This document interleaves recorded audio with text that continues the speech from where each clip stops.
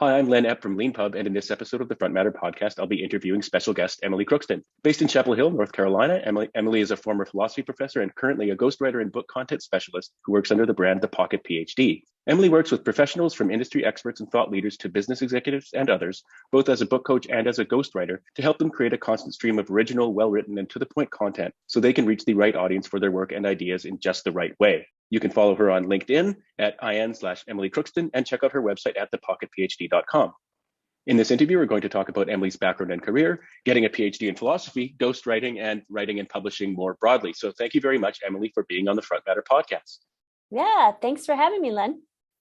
I always like to start these interviews by asking people for their origin story. So I was wondering if you could just talk a little bit about where you grew up and how you first became interested in philosophy and eventually made your way to getting your PhD. Sure. Yeah, I'd love to tell that story.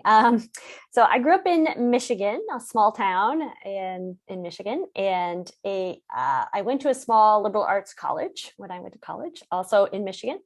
And when I started, as a freshman, they said, okay, you have to take philosophy or religion. And I said, well, I know what religion is. Maybe I'll try philosophy. I don't know what it is. And so what I discovered in my first philosophy class, which was basically an intro to ethics sort of class, is that there's a way of talking about right and wrong, a way of discussing and arguing that doesn't always just go back to, well, this is what I learned in Sunday school, right? Or this is what God says, so this is what we have to do. And so I really discovered that this kind of whole new world opened up to me, like something that I just had no idea even existed as a subject matter. So I really loved it. I said, well, I'm going to go to law school. This is philosophy major is a great thing.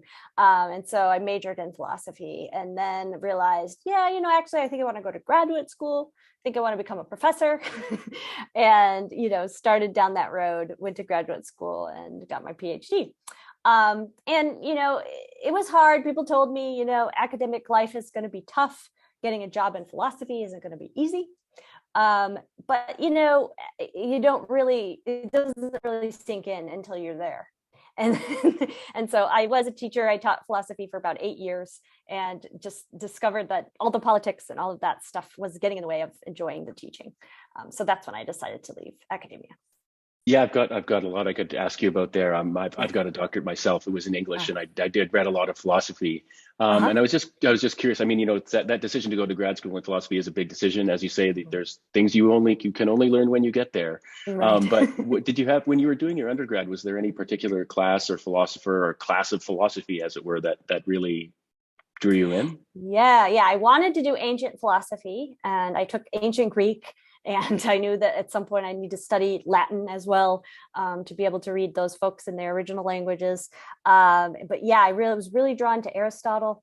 And through just falling into different classes in grad school, just started moving in a different direction and thinking, I really will like ethics. I kind of went back to my roots. I love ethics and political philosophy, and I really want to talk about that stuff, with students. So that's, I ended up writing my PhD on John Locke. Oh, you did? Oh, okay. Yeah. Okay. So yeah. It's funny how different people's experiences are. Mine went straight to Kant, because the stuff that drew me in when I was in undergrad was like, Heidegger and Husserl yeah. Well, I think Hegel that's so and much, what have you. right? So much depends on, for me, so much depended on the professors I had. My favorite professor, that was the class that I thought I wanted to do. And then in grad school, my favorite professor did Plato, but I felt like, I don't know if I really want to go down, felt like a whole new subject that I needed to learn. And I was an Aristotle girl, so I ended up saying, well, I'll move over in this direction because I like this guy and what he's saying. So yeah. And if you don't mind talking about it for a couple of minutes, what was your PhD dissertation on? Yeah, so it was on John Locke. Of course, Locke. Yeah, is political and social philosophy, and I was trying to really bring together some of his very early work. In fact, a work that wasn't even published on natural law theory and how that connects up with his later work on political philosophy and, a lot of his ideas about democracy and how governments are formed and how that can be squared with some of the strict religious views that he seemed to hold in those earlier works. So really trying to bridge the gap between his ethics and his moral philosophy. Oh, that's totally fascinating. Yeah. And I guess in many ways must have been difficult to leave. For people who, I think you write on your website, thepocketphd.com, about academia, there being a lot of bullshit in academia. Yeah. And I mean, I'd like to ask you a little bit about that, but I can think of a specific example that people might not be familiar with how specific it can get. So a friend of mine was getting an article published in a prominent philosophy journal, and it got rejected, and he could basically tell from the comments that one of the quote unquote anonymous reviewers figured he was a rival and knew who it was who'd submitted this paper, and so rejected it for that reason. And once you start learning about that kind of stuff and how political it can get, and people will use it's very competitive, and it's like, well, that's true, but it's not competitive the way the 100-meter dash is competitive, Yes, right. Right. And so I guess, so that must have been a very difficult decision, but but you said you did enjoy the teaching part at least. Yeah, I love the teaching, and I think it's sad that the politics of everything else gets in the way. What I really wanted was a tenure track position, a position where I could get tenure and then be, there for the rest of my life, because that's all I wanted to do. But after 8 years being on the market, applying to 300 jobs, it just became clear to me that I wasn't getting where I wanted to go. And that it's sad that was the point when I decided, I need to figure out something else, rather than, this is an option. This is one option among many. Had I thought that way all the way through, it would have been an easier transition for sure. But yeah, the story about publishing that from your friend, that's not an isolated event. That kind of stuff happens throughout academia. And I could tell you why I left, and it was very political. It was my department telling me, you're in line for this tenured position, your tenure track position rather. And then basically, sorry, you're not even getting an interview for that, for that position. And then someone going to the dean because they overheard a conversation, and the dean just canceling search altogether. So they never hired anyone. And so at that point, I had to take a $10,000 pay cut. I had to take an increase in my teaching load because I had nothing else for the following year. And so that was when I decided, okay, I'm giving myself a year to figure out my next move, but I'm out, I'm getting out. And so, that's, a friend of a friend was looking for marketing help, and I started writing her blog. She owns a web development company, and so she had clients who needed blogs. And so that's kind of how I fell into ghostwriting, writing the blogs. And after, at a certain point, she said, you could start a business. And I thought, oh, yeah, I could do that. So, that's how I ended up here. Yeah, that's fascinating that you found a way to stay in the world of words and ideas. Even outside academia. And of course, the wonderful variety of things you would get to do with a business like yours. And so I gathered from something I read maybe on LinkedIn or on your website that you were writing marketing content like you were just kind of describing, but then as you just mentioned, you decided to start your own business. I think it was in May, it was the 5th anniversary or something like that. Yes, that's right. So when you started when you sort of went out and started your own business, I know I could tell from the research I did that you think things through, and like I think you got a business coach or something like that at the beginning. What were some of the things you were sort of most worried about or excited about when you started your own business? Yeah, that's a good question. I was most anxious about not failing, right? Not fucking it up. Because I think coming out of academia, what I really, really wanted more than anything was the syllabus to starting a successful business. Just tell me the steps and I will do it. I'm really good at following directions. But I had to really let go of that, hope or that intention, because running a business is an experiment at 24/7. It's, I'm going to try this and see if it works. And if it works, okay, then I'll try something, I'll keep going. Or, I'm going to track this thing and see what happens over the next month. And if it looks good, then I'm going to keep going. And so once someone said to me, you got to think about your business as an experiment, it changed my view of everything. Suddenly I was like, oh, like failure kind of is off the table at this point. If it's an experiment, then I'm learning things whenever something that I think is going to work doesn't work, right? It's not exactly a failure. It's a bunch of stuff that I've learned and, oh, maybe this piece works and I can, do it over here. So that in a lot of ways took the pressure off a lot in the beginning, because I thought, and I also had the thought, you're not the kind of person who fails. Right? You have a PhD, you've gotten through 10 years of, graduate school and looking into, doing a professorship and all of that. Like, you've been very independent in your work for a long time. There's no reason this can't translate into running a business. Also, my dad owned a small business my whole life. And so, it started kind of clicking for me, like, oh, maybe this is something I can do. Maybe this is in my blood. Maybe this is, something I can find the resources I need to figure out whatever I need to figure out. Yeah. Yeah, no, that's really fascinating to me. To when you said about, I know I'm not the kind of person who fails. I got a PhD. I think as some people, to sort of boost that idea, because that's actually, we'll get into that about the branding of your business, the Pocket PhD. But, I think a lot of people think, oh, professor in their ivory tower. But if you ever see people who've gone through, let's narrow the focus to humanities PhDs. Yeah. They have their own version of the 1,000-yard stare that they can share with each other. You've been through something unique, difficult, uniquely difficult, and it's not all around, because the ideas are hard, or there's like just years of reading, but like there's all kinds of challenges you need to overcome. And it's a very long-term self-directed thing, which is one of the most particular things that's most important. And also, typically, to get a PhD, your dissertation has to not only demonstrate familiarity with the whole discourse of the subject that you're in, but also being a contribution to it as well. Yes. And to pick someone like John Locke and make a contribution, in the early 21st century takes a lot. Right. And so you decided to, with that, boost to the idea, you decided to brand yourself the Pocket PhD. Was that right off the bat, or was that something you came to after some experiments? No, that was right off the bat. It took me a while to come up with the name, but I wanted something that connected me to the past, that past identity of the PhD. But what I discovered once I started the business is I got a lot of pushback from people saying, but what is the Pocket PhD? And, your name should say something about writing, something about ghostwriting, something in there, and I just loved the name. It just resonated with me. I was thinking of a pocket thesaurus, I'm the writer you pull out of your pocket when you need something.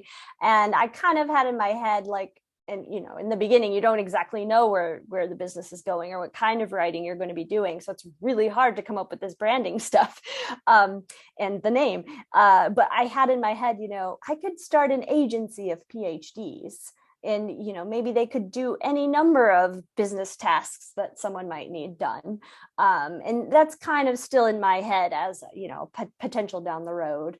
Most immediately, I'm thinking about hiring more writers to help me with some services. But, I just thought, how cool would it be to have a business where you could hire a PhD like a hired gun, so that's sort of what I was thinking with the name. Yeah, it's one of the things that I find so interesting about it. I've got this little sort of, catchy, I guess, got sort of like bon mot or something like that, which is that the kind of education you get with like getting to the level of a PhD in humanities grants you a power that must be possessed in order to be perceived.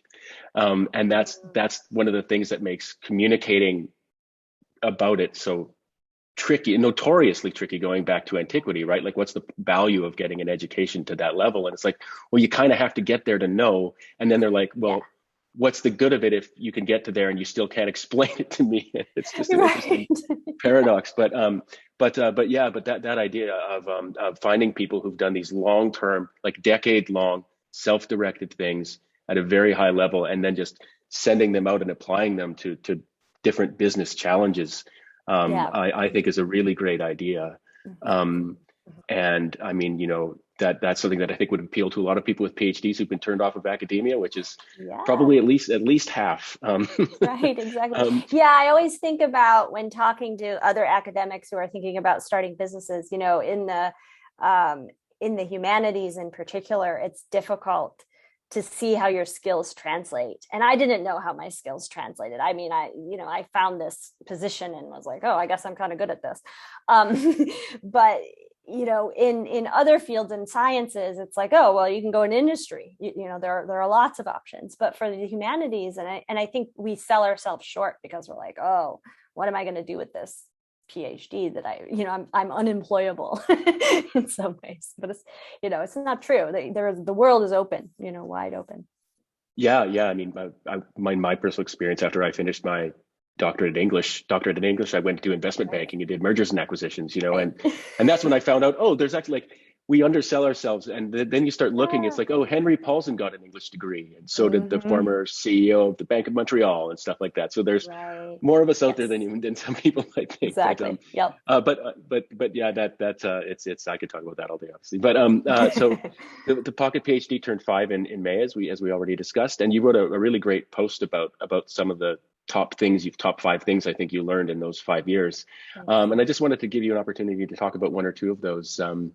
Pricing, I think, how to price yourself. That's something that people who go independent and be into consulting businesses and stuff like that have a really tricky time with at the beginning, at least. Yes. Yeah. Pricing in particular was tough in the beginning. And that was one of the major reasons I hired the business coach at first, because I thought, I don't even know how to price my services. So she at least pointed me in a direction with that. I read a book called The Well-Fed Writer.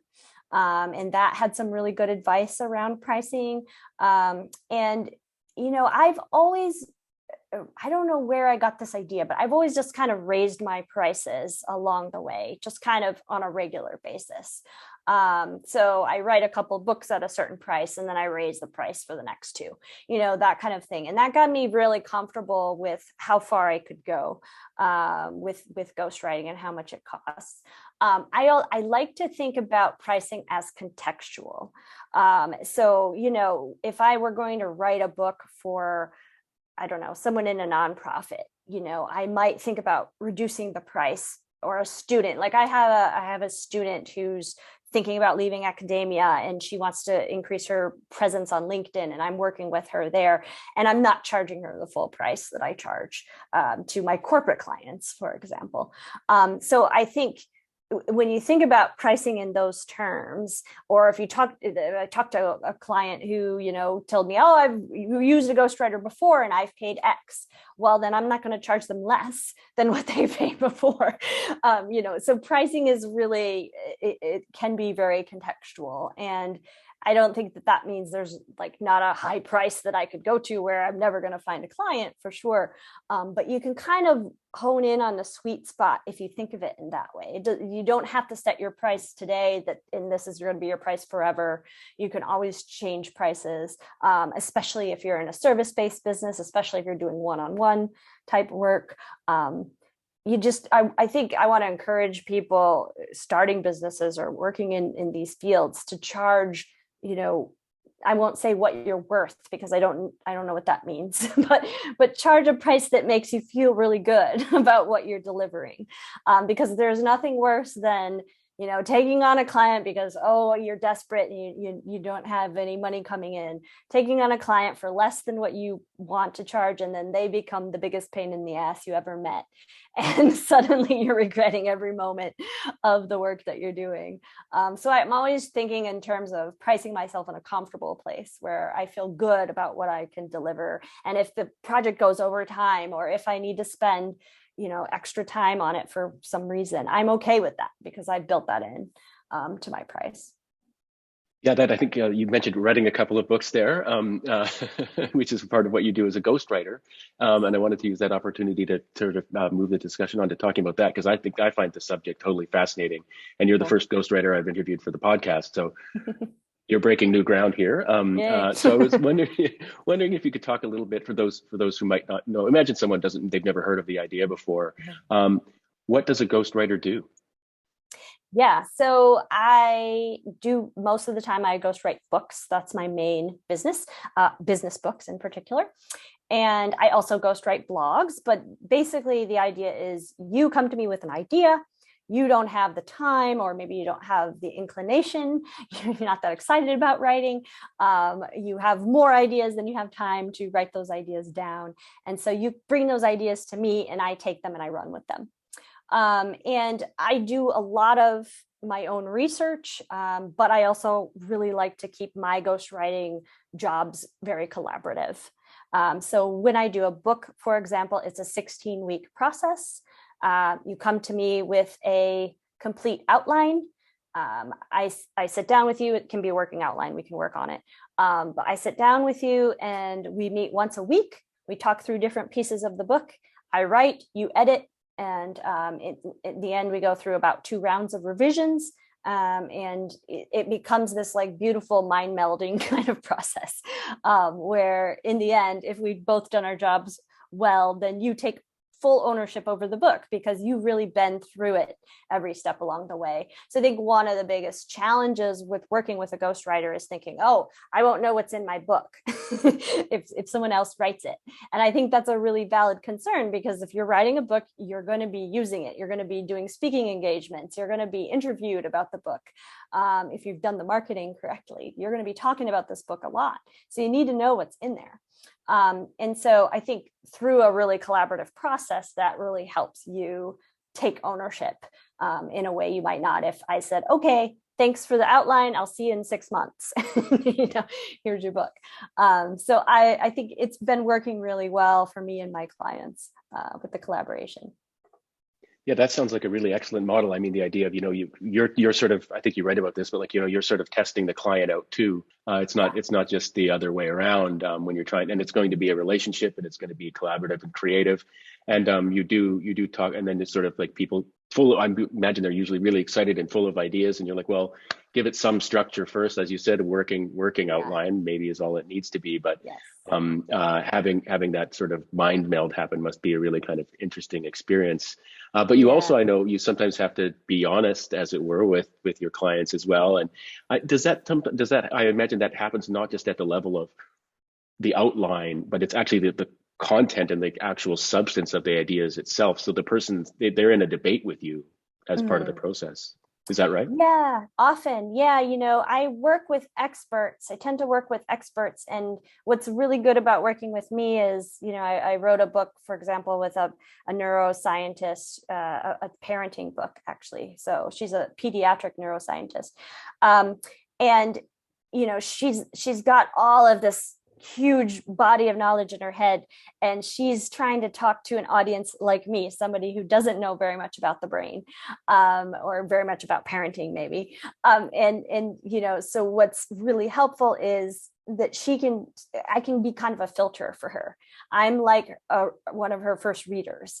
And so she tells me what's going on, and I kind of take all of these notes and restructure everything and say, okay, now explain this to me like I'm 5. Let me wrap my mind around it, so then I can translate it for your audience. A lot of the work I do feels like translation. It's like taking the expert ideas and the technical stuff and working it out so the a reader without that expert knowledge can really understand it and get a lot of value out of it.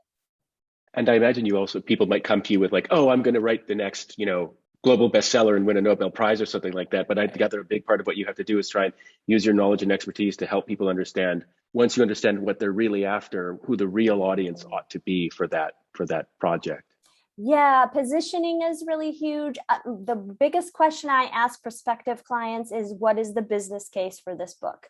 Because we're writing business books, I want you to think very hard about the ROI here. I don't like taking people's money with, I'm not sure if, some people come to me and they want to write a book that's totally outside of the realm of what their business is all about. And I just want to know, how does this relate to your business? How is this going to help you get more clients? How is it going to help you get speaking opportunities?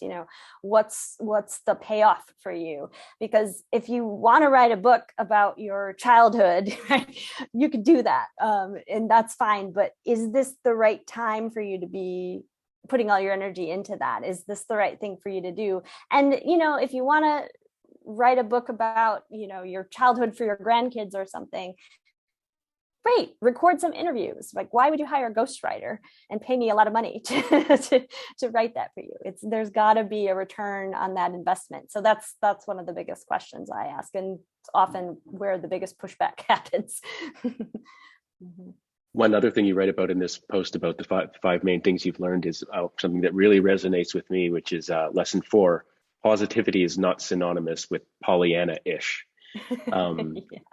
I deeply believe that myself, and I was just wondering if you could elaborate a little bit on what you mean by that. Yeah, sure. Yeah, I think it's related to this idea of toxic positivity. You run into people who, anytime you have a venting moment or you have something to complain about, they're just like, oh, yeah, but it's okay, look at the silver lining. Or oh, well, think about the lesson that you're learning. And I can appreciate the perspective of, yeah, there's probably something positive that might come out of this terrible situation, but that's not something I'm ready to look at until probably down the road. And I think sometimes we skip over the negative feeling too quickly, when what we need to do is feel it and let it, rush over us, and take it in a realistic way and look at it for what it is. And I think that can actually give us a better lesson down the road once we are able to see it for the positive stuff that's there. But if we just try to flip from the negative to the positive too quickly, I think it can cause some whiplash. there's running a business is a really emotional game. It's in a lot of ways it's about figuring out how to manage your own emotions, especially when you're a solopreneur, and that I think is one of the other big lessons I've learned as a business owner. Yeah, well, that actually on that note, so one thing I introduced into the podcast longer ago than I wish it were, given that I'm still asking about it, is asking people how the pandemic affected them and their business. And that's a very emotional thing. I mean, I've talked to people who solopreneurs, some of whom are like, it hasn't changed anything at all. I'm an introverted, software developer who works out of his basement and always has. And, I go running by myself, things like that. Right. To people who are like, half my business is speaking engagements as a consultant and being flown out to talk live to people. And it's also something I really love. And I remember one guy in particular at the beginning, he's like, it's all just dried up. I don't know how this is going to go. So I was wondering if you wouldn't mind talking a little bit about how that affected you. I gather, I think I listened to a podcast where you talked about you'd had some big plan for 2020 that got derailed. So if you wouldn't mind talking a little bit about that and how it felt and how you adapted to it. Sure. Yeah.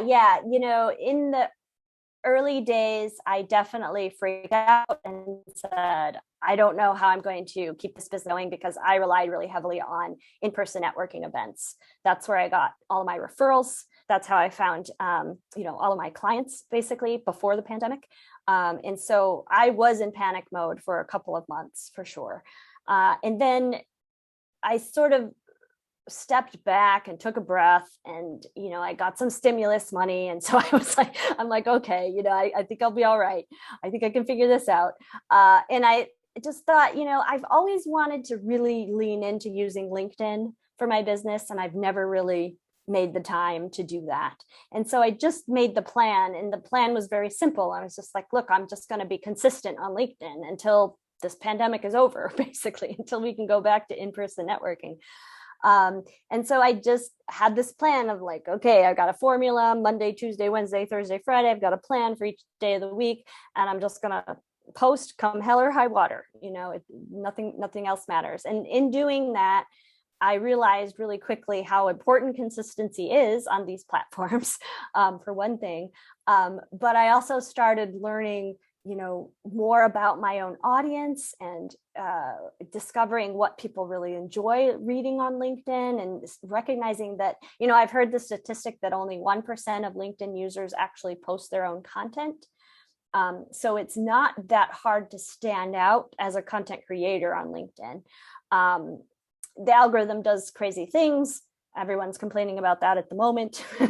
And you can stop seeing the kinds of page views you were seeing 3 months ago really quickly, which can be disheartening. But in general, if you just stick with it and you focus on particular metrics, like after, using LinkedIn for even like 3 or 4 months, I suddenly was getting all of my leads through LinkedIn rather than referrals. And I thought to myself, well, this is what I've always wanted anyway. I always thought referrals were kind of hit or miss. That's not really a steady lead generator, right? Right. What I need is, okay, if I, have 10 conversations on LinkedIn, I'm going to get a client out of it. That's what more in line with what I'm looking for. So, I just discovered, there are other ways to network. You can clearly network online through LinkedIn or through Facebook or whatever your own platform is. And it's different. It's not the same as maybe a face-to-face interaction, not as immediate, at least for me. It takes a little, the sales cycle's a bit longer. But it can work, and so I was doing well, with the pandemic. I really didn't feel much of a difference until about spring of this year. Then things slowed down quite a lot. And I think the vaccine came, people started sort of moving around more. They started thinking less about maybe their business. And I think also people started getting really burned out. And I think in a burned out space, it's really hard to think about a book. I heard people say, I can't even focus on reading. How could I think about writing a book? So since the spring, it's been slow on the ghostwriting side of things. But I have noticed things picking up, I would say, within the last month or a couple of months again. So, yeah.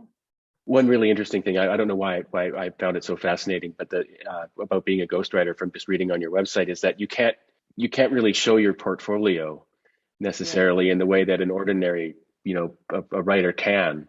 So I'd just like to ask, not for you to give away any secrets, but like specifically, how can people find out about the work that you've done if they're interested in say, approaching you for work?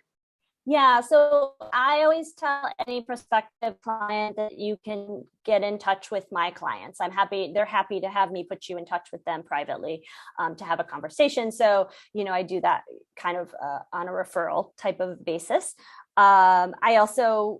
This is one reason I need to create a lot of content, I think. And so I put out a lot of blog posts. I've been doing 2 a month or so for a while. I have a newsletter, of course, and then the LinkedIn stuff. So I always say, at least if you like my content, that should be enough to get you on a phone call with me. And then if I can gain the trust one-on-one and you talk to one of my previous clients, that should be pretty good.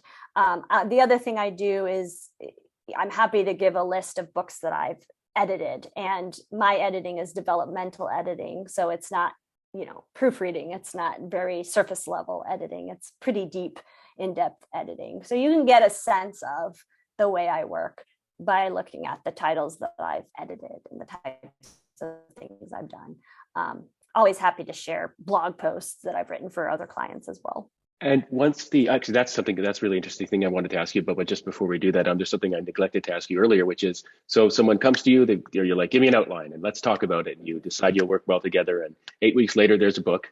Do you help? Yeah. 16 weeks. That's okay. 8 weeks would be, as I was saying it, I was like, wow, that's faster than I thought.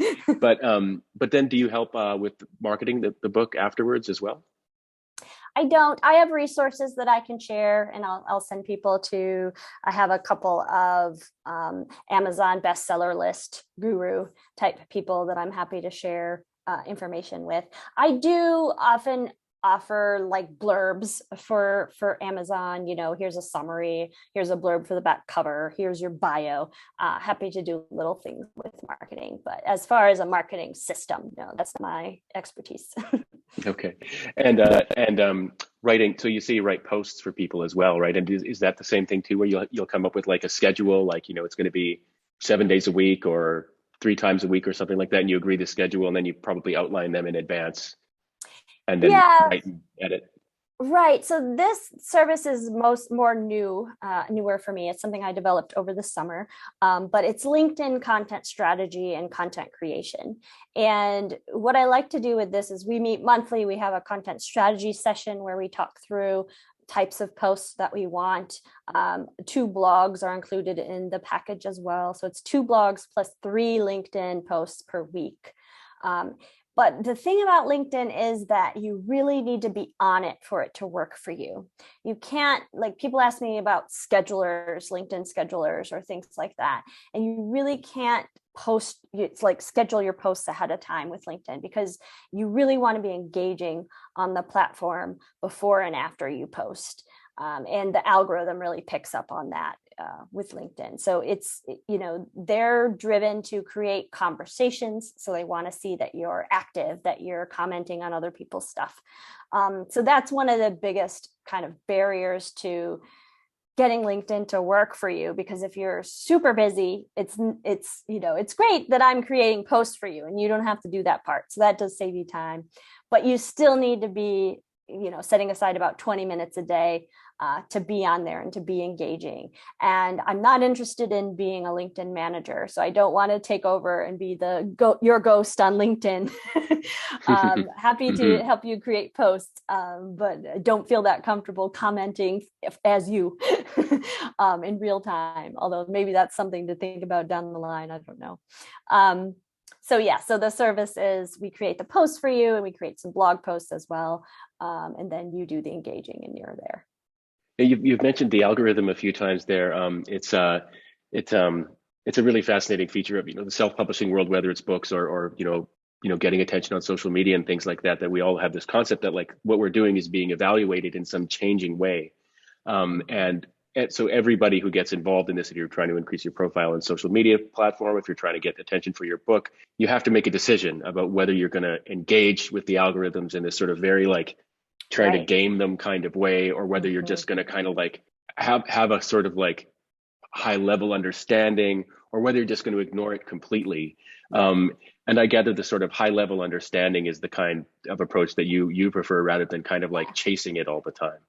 I agree. I don't feel like I have the energy to chase an algorithm, and I don't think there's that much value in gaming an algorithm. I mean, even if you did manage to game it, that they change them so often that whatever you figured out isn't going to work in a few weeks, so why put all that time and effort into it? It feels maddening to me to try to chase down an algorithm constantly.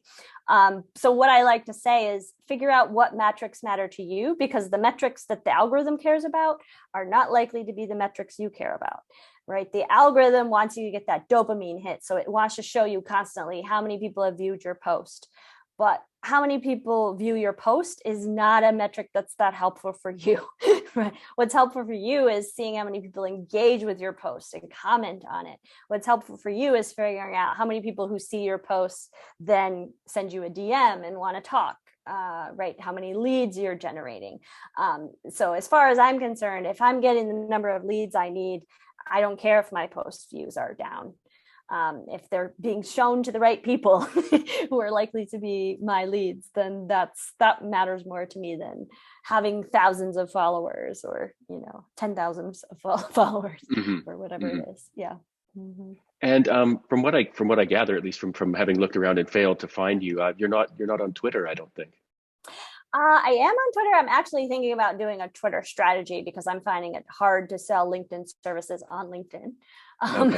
Right. Because of the algorithm and so for some right. reason.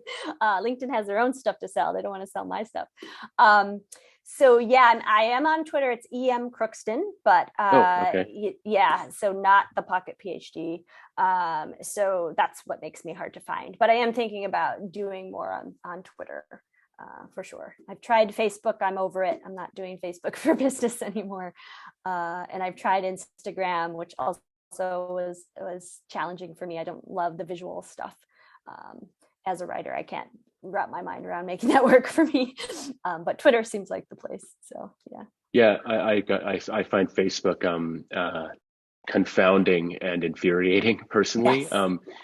And I interviewed someone who worked there for the podcast once, and he didn't say that what I'm about to say, but I kind of put together that like, why is Facebook so crazy? And I'm particularly talking about like in the browser on a desktop, right? Right. And every single square inch of that is somebody somewhere fighting for your engagement. Yeah. And it's not a coherent thing, right? It's by design. It's just like they'll give a person a desk and they'll give them a part of that screen. And they'll say increase engagement here, basically, to put it crudely.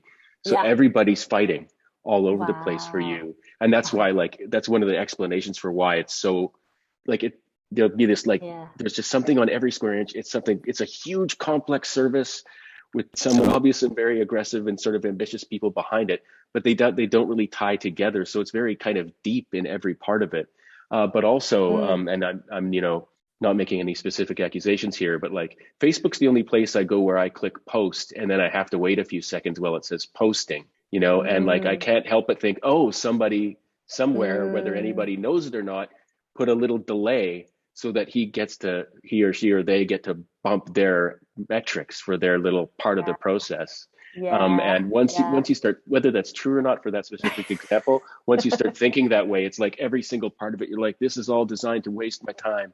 Um, Yes, yeah. Well, unfortunately, LinkedIn is feeling a bit like that at the moment. And what I've gathered from talking to other people who know much more about the algorithm than I do is that they have like 8 different algorithms, and the mobile algorithm is different from the desktop. And it sounds similar to what you're describing, where there's a lot of people competing to try to make things work, and they're not talking to each other at all. And it's totally maddening to see that. I mean, you have a post and you're doing the same thing, exact same thing, right? It's getting the comments you were getting 3 months ago, but the views are just in the toilet, and you're just like, what is going on? People are seem to be liking this post, they're commenting on it, why isn't it going up? mhm, mhm. But yeah, so Yeah, it's that is one of the reasons I kind of like, I mean, everybody's like Twitter's awful, and it's like, yeah, there are features of right. Twitter that can be totally awful, but the fact that it's still got this basic functionality of like your followers are people who've chosen to follow you, whether they act Yes. like it or not all the time is another thing. But the people you Yeah. follow are people you've chosen to follow, and it's simple Yeah. messaging and replies back and forth, things like that. And Yeah. so, I Yeah. mean, as long as you can keep away from the toxicity as much as possible, Right. it actually is a place of very clear and kind of personal engagement where it feels like it really is that person and you, not Mhm. Facebook. That's, Right. having the Yeah. conversation. Yeah, I agree. I feel like Twitter is becoming higher on the list of where I want to be right now online. Yeah. Yeah. And yeah, I've just got a couple of sort of like the kind of, when we get to the end of the podcast, we talk about sort of, very sort of specific kind of, we'd like to talk about things as writers and publishers and self-publishers and stuff like that.